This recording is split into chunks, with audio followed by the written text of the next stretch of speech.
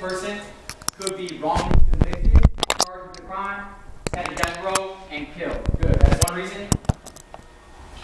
Denise? Let's call you Jasmine. No one's life should be taken away. So there's kind of like a moral opposition, to this, like thou shalt not kill, that kind of thing. Good. Lindsay? Right. You could be, they could be framed, they could be innocent going to death row. Good. Someone who has, I know you guys have all said something. Somebody, Regia?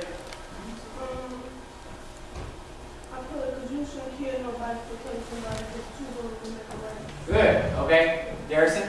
There wouldn't be an end of life, like if you kill if somebody in your family got killed and you wanted them to get killed and they got on death row, then their family might get mad at you. And it's like an endless cycle almost, right? Tavon.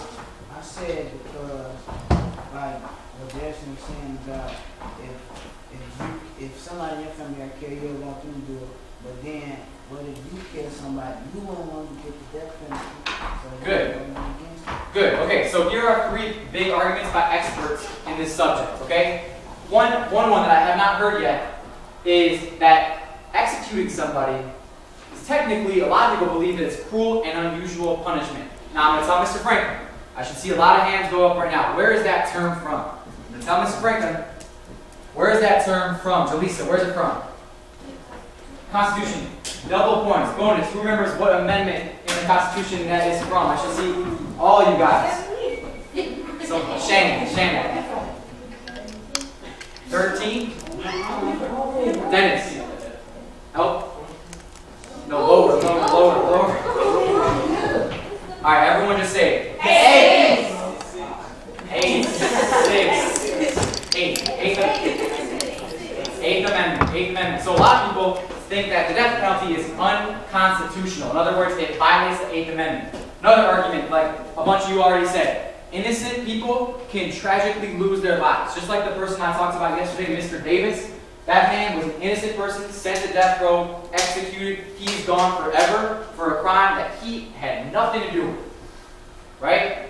And finally, the third one second, Regia, is, and this one is not one that's been said, but there is an idea that a rehabilitated criminal can make a morally valuable contribution to society. So there's a couple of jumbly words there. Who thinks they can kind of explain to the class what I mean by that? What do I mean by that? Khadijah. That somebody who did commit a crime, they gave up or something like that, they could do something better with their life. Okay, so somebody who did commit a crime made a very bad choice, right? If they are put in prison for a long time, there's a chance that they might learn their lesson. And they might be able to eventually come out of prison or stay in prison and be a positive force and live like a positive life. Whereas if you execute them, they're gone, right? Charles, want to add something? Just right now like 1 second, Charles. Yeah.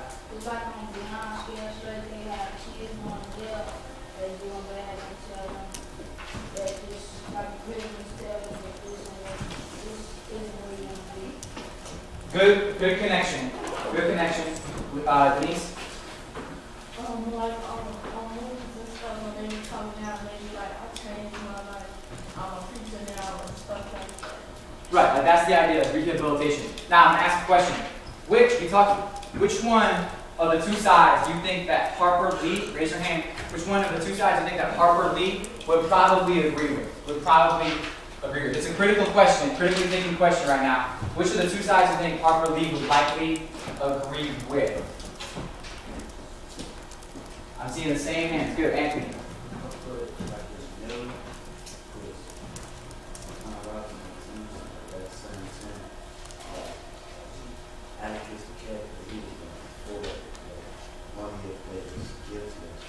So one of the main characters who we like very much, he's actually for the death penalty, but only if they're very, very guilty. Like if it's positive. So she might be kind of in the middle. Anyone think she's on one of the other sides? One side or the other? Tavon. I think she'd get the death penalty. You think what? I think she against it because her book called To Kill a Mockingbird. Which It's means, said to kill a mockingbird because they don't do nothing. And that's like killing somebody who's innocent. And that's why some people are against it because they somebody innocent might be killed. excellent, very good. So right here, what we have is and like I told you, this issue is hot right now, and it's on the governor's desk. Now, you're gonna have to wait about 15 more minutes before I actually explain to you what our assignment's gonna be. But we're gonna do some background information for us. We got one article that is for one side and another article that is for another side. I need a bunch of readers. Today. I'm gonna start with Regia. Come back this way. Snake around. If you don't get in the first article, you can get in the second article. Regia, get us the first paragraph. Now, guys, for your grade myself, we're not reading To Kill a Mockingbird today, so this is where you're grading yourself in terms of your effort during the reading. 100% of you sitting up and following along for the whole time. There's some tough words, some tough, confusing statistics, and we really got to be focused. All right, go ahead, Regia. There are many strong arguments for getting rid of the death penalty.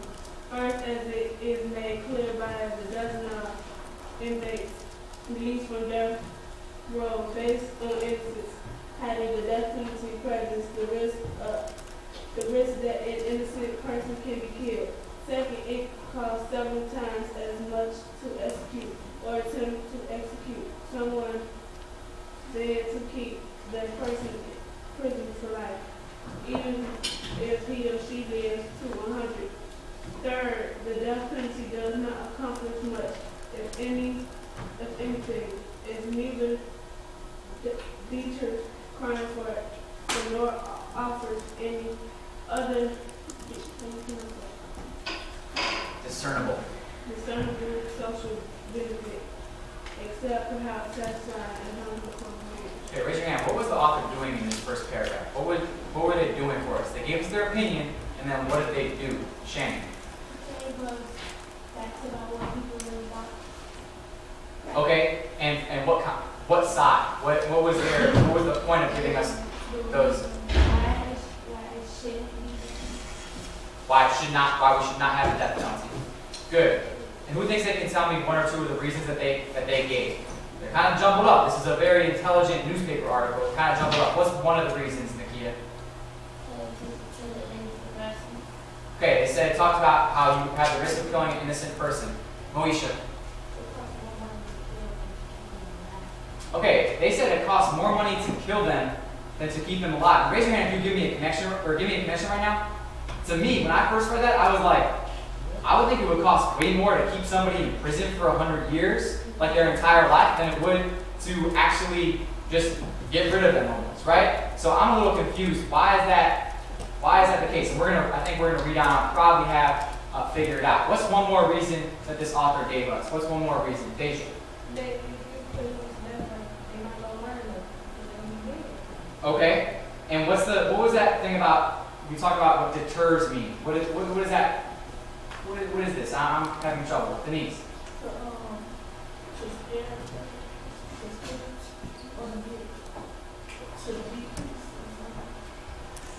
To scare criminals. To scare them into Okay, to scare them into not committing crimes. That's what you're saying. All right, Janice, the next paragraph. How can it be that it costs more to kill than to house and feed a prisoner for life? Because there are extraordinary expenses that, as we said, in the capital case, that would not be incurred other than if the death penalty were not. Darrison. At the pretrial investigation stage, the issue is not being